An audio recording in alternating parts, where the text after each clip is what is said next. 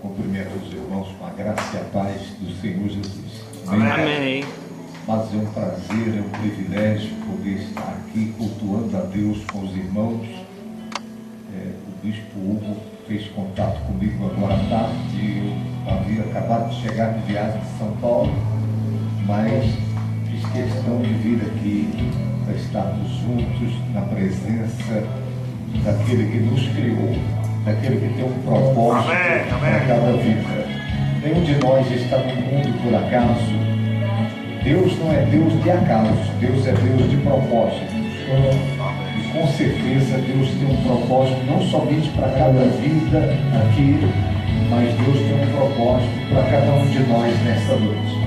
A minha oração é que você receba graça especial do Senhor conforme a sua necessidade.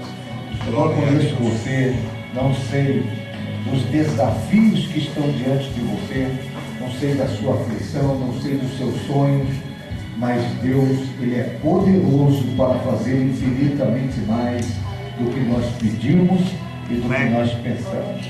E que o Senhor realize na tua vida o propósito dEle, que te cumule de benefícios e que você possa ser um atestado na terra de que Deus é grande, de que Deus é poderoso, que Ele é dono do ouro e da prata, que para Ele não há nada impossível. Nós somos privilegiados, porque nós recebemos dEle não somente a salvação, mas recebemos uma comissão.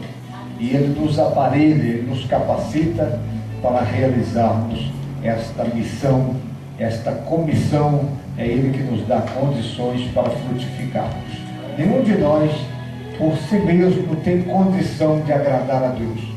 Nós precisamos da ajuda do próprio Deus para correspondermos com o propósito dEle. Portanto, que o Espírito de Deus ele possa assumir o controle da sua vida para que você esteja de fato e de verdade no centro da vontade de Deus. Que esse lugar seja um lugar de salvação de vidas, que esse lugar seja de fato e de verdade um lugar de curas, de libertações, um lugar onde as pessoas elas conheçam a Deus na intimidade. Eu quero profetizar sobre a sua vida 1 milhão de bênçãos em nome de Jesus. Toma posse em nome de Jesus.